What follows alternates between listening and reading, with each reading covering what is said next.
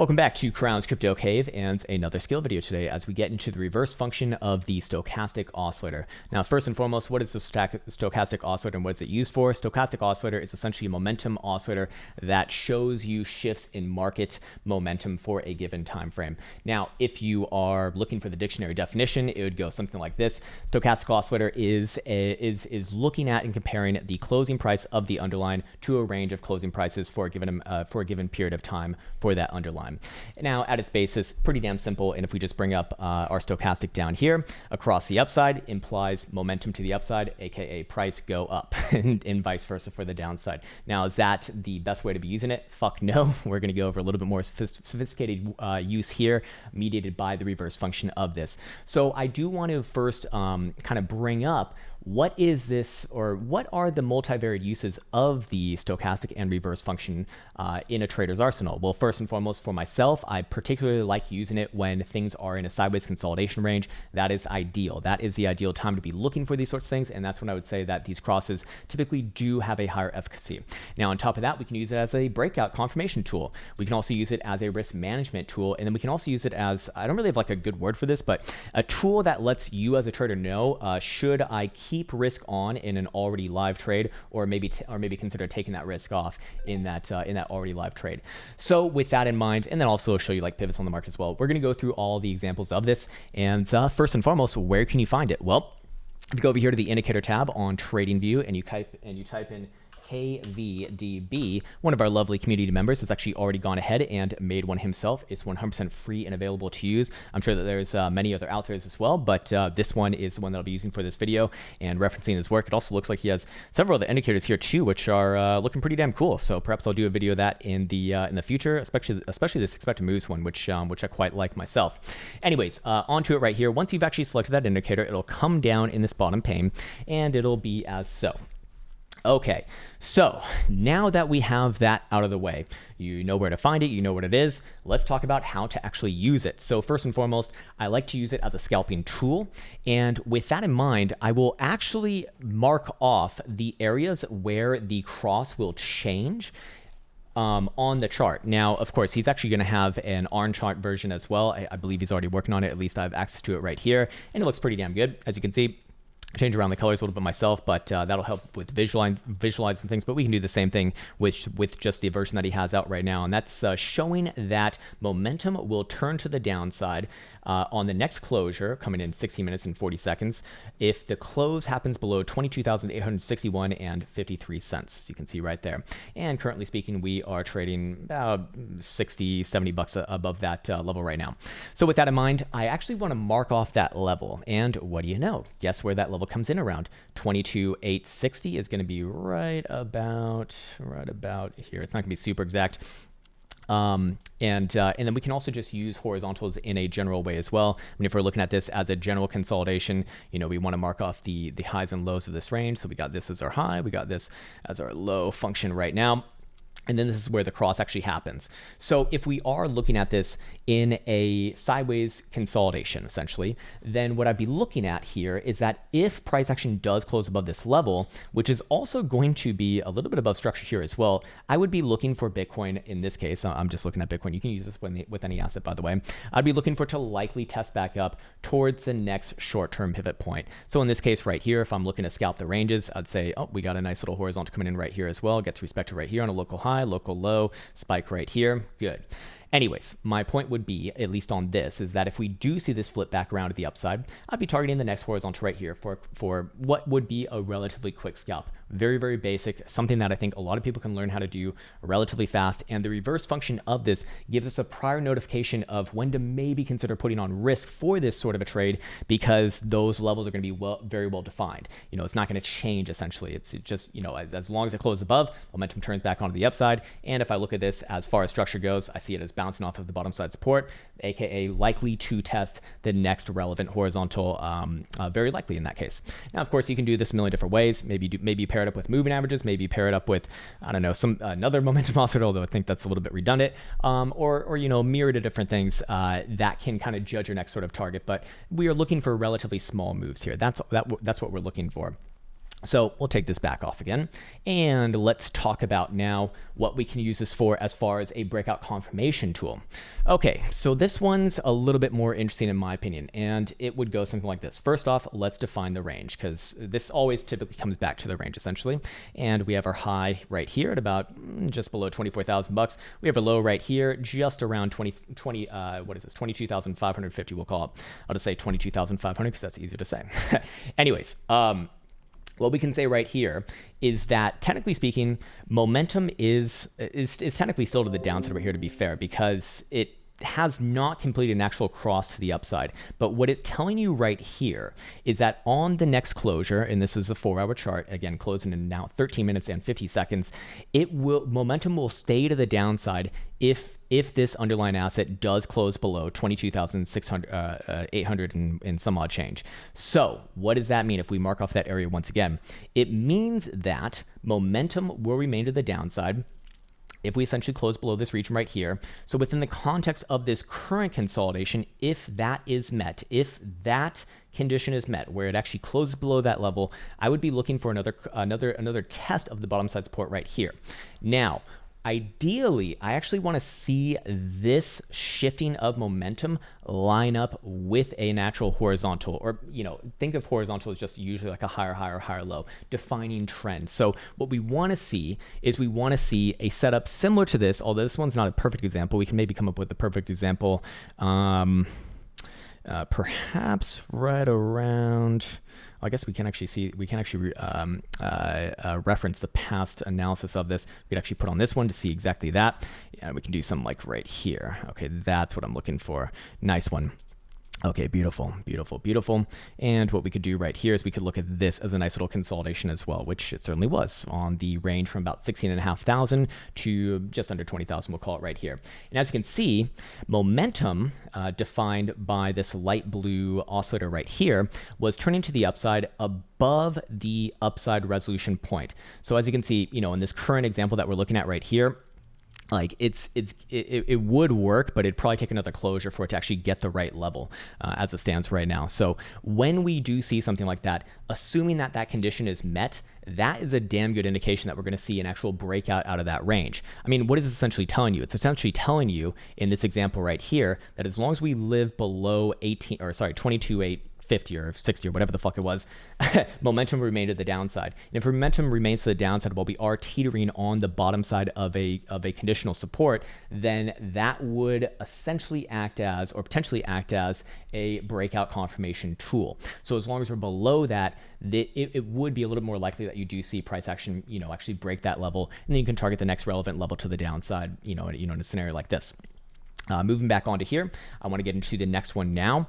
What would also be another way to use this? Well, I do really like this particular way that I'm going to talk about right now, and that is, say we're already in a trade. Let's say, let's say that we were looking at this as a range. I'm using the same level again, in that I wanted to scalp this range right here, meaning that I buy the support. So in this case, I buy the 22,500 test.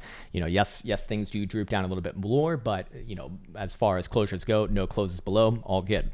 Now, if I enter that trade and I see this happening right here, where we're potentially going to cross back onto the upside, I look at this as saying, hey, I just bought support, and if momentum is going to turn back onto the upside on this particular time frame, that's likely to be going in my direction. So I will hold on to this trade as long as this next condition is met. So in this case right here, we're trading another about 150 bucks above where it would be needed to actually produce the next cross to the upside in this scenario.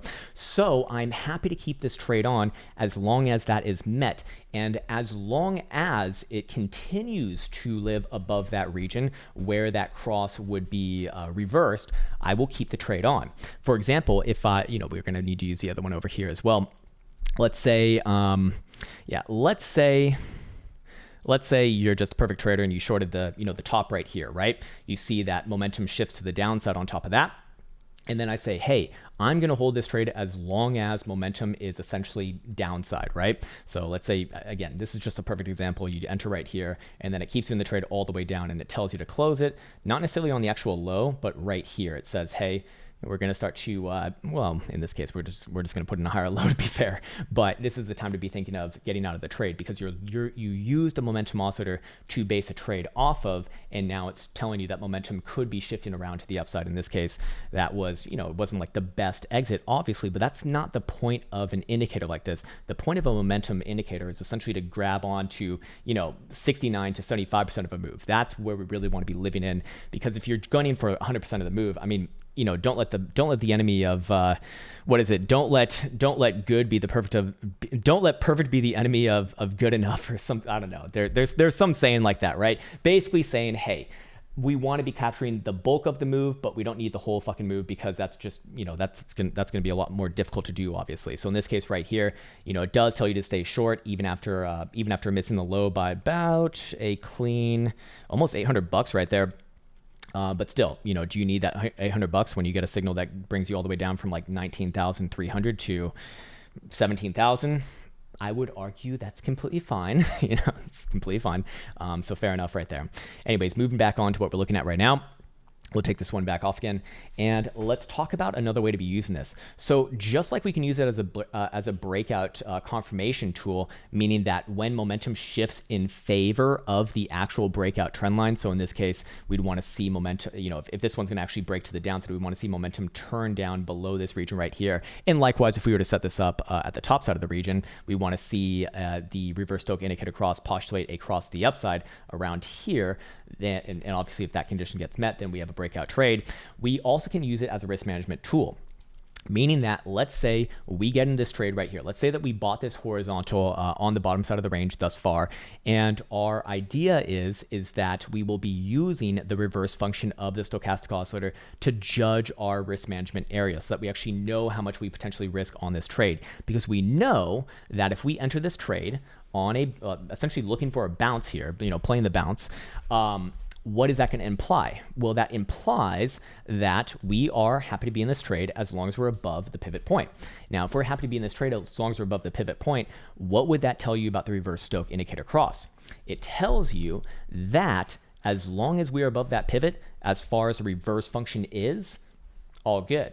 Meaning that if it happens on the other side, problems. So in this case right here, let's say that we did enter in on this test, and now price action's flying above another $600-700. Not bad. definitely not bad at all. What we'd be doing is we'd be saying, hey, I will hold on to this trade as long as this next cross confirms to the upside. So that means that the reverse function showing that we will cross back onto the downside, aka momentum shifting back onto the downside below 22,860, then I would use that as a risk management point. So it will actually act as a little bit of a better, or a little bit more of a preliminary way to judge if this trade's not going to be working out for us, because in this case, obviously the horizontal pivot is coming in about $300 lower than that. So it would tell you about $300 in advance. Then again, we are looking for closures as well. Now, I do want to talk about another function on this one as well. Now, this one's definitely not going to be endorsed anywhere, but it's just something that I see work out like often, and so I do think that it's relevant to talk about here. And if you do have it on your chart, which, like I said, it sounds like KVDB is likely going to put this version up as well. What you can do here, and you can also figure this out from this one as well. It's just you're not gonna be able to like back test it historically speaking. And what we can do here is we can look at anytime that price action actually tests into where the reverse Stochastic cross would be happening, the line here that you see. And let's actually just nail everything off so that we don't have to worry about anything else. Yeah, let's get boom, boom, boom, boom, boom, boom. Okay, cool. All right, there we go. So we just have this right here. Nice one. All right, anytime that price action actually tests into this, it typically does provide a very good, I shouldn't say very good, it typically provides a decent short-term scalp. And when I say short term, I mean emphasis on the short term. And sometimes, yes, you do get a greater reversal on it. For example, right here, this one's obviously a really good example. It pops into it, rejects, comes down, follows it the whole way through. So how would you trade that? Well, if you enter on the test of the actual indicator itself, then you hold the trade as long as price action is closing below the reverse function of this. Pretty damn simple stuff, but actually pretty damn powerful too. Now, a lot of the time, what you will see is you'll see something like this actually, where price action comes in, tests it right here, and immediately sell. This one looks like it probably immediately sold off relatively aggressively, and then you have a nice little scalp right here. So you're not really going for like the trending trade, although it can turn into that if the condition is met where price action essentially just stays below it in this case. But even just in this case, selling the test of that and then quickly scalping it on that same closure is usually does work out in my experience. Now, of course, in a breakout trade, that's not going to be the case. You see, I mean, that's by definition not going to be the fucking case, obviously. So this is not going to always work out. But just as we explained with the reverse function on for risk management, it will naturally tell you. So you have a very obvious and well-defined risk management area. So you can clearly define what you might actually be risking for this trade if you put it on, if it goes against you. And obviously, that's an example. Let's see. I mean, this one, well, this one tests it, yeah, and then down. So that's kind of a bad one. This one tests it, then I mean, you still get a nice, you still get a scalp right there, to be fair. Let's see. What about this one right here? Comes down, boom. Could you have scalped that? Yes, you could have scalped it. All right, fair enough. I'm trying to find a good example here. We need to find like an actual breakout. Yeah, here we go. So this one right here, well, I mean, still, it does give you a nice scalp. Like, this is what I'm talking about. It trades up into this, boom, next wick down. I mean, that's on this delta, right? This is a 4 hour, by the way. This is $200 trade, $300 trade right there. Not bad. And this is like a relatively fast scalp. A good example of where that probably didn't work. Well, we're actually not gonna be able to see it in this view as well, but I'd postulate that something like this probably wouldn't work, because obviously it closes above, but we don't know if intra candle, if this actually sold off before then, giving you the chance for a relatively quick scalp, and then it eventually closed above. We don't know that, but I'd imagine like on some more like this right here, that probably is going to be a more relevant analysis of it. Now, of course, that's only going to work on the first pass, only. So if you are going to use it in that way, which again, this is just a random way that I've kind of found myself, it's got to be a bang trade. It's got to be in and out fast, only ever to be used on the first test. If you use it on the second one, you're opening up your bunghole for a lot of risk. But on the first one, works out more often than not, I found. Anyways, let me just make sure that this video is not too long right now. Okay, beautiful. All right, so what else can we pair this with? Well, obviously horizontals are going to be, useful to kind of define ranges. You can also use moving averages. I mean, this being a momentum oscillator, I typically do find myself pairing it up with trend-based indicators as well. So moving averages for me would be an obvious one. Also, something volatility-based as well can be quite useful here too. If we pull up, let's pull up caretakers. Where are we at? Caretaker, where are you, sir? There we are. What we can also judge right here is that when volatility is expanding while it is in trending mode for the reverse indicator cross, we can also use that as like a further confirmation tool. Hey, should I be saying this trade or not? In this case right here, you can see that obviously we're expanding on HVP as price action, well, 1, breaks the range. There's your first clue. And then 2, momentum is turning to the upside on an actual breakout while historical volatility percentile is expanding. This is likely to continue essentially. So that's what I want to postulate right there. But overall, it's a pretty damn simple indicator, easy to understand, hard to master. And the next piece of information that I really want to get out in a video like this is just a complete note on it. And that is this: when using a momentum-based oscillator, especially Stokes, this is so notorious for Stokes, by the way, you are going to likely increase your hit rate with it, your efficacy with it, if you only take signals on the stochastic that are in the same side of the overall trend, at least for that time frame. But typically what I do is I go is I take that time frame and then multiply it by 3 or 4, whichever one kind of comes up with another even number, and then I define the trend there. So in this case right here, I'm using a 4 hour. I'd multiply that by 3. What do we have then? We have a 12 hour. 12-hour trend is to the upside, obviously. So I want to only be looking for the upside signals on the 4-hour Stoke. And with the reverse indicator function, we can quite obviously see exactly where that's going to come in around. So again, if you would have actually even just scalped the test down on the last candle here, you would have bought that 22,860 test, right? And while it didn't necessarily look too great at first, you know, trading about 300, 400 bucks lower than that, actually 450 below that. At the end of the day, what we're looking for is closures. And right now we're trading with another 8 seconds left to go on this 4 hour. Now ticking down to 5, 4, 3, 2, 1.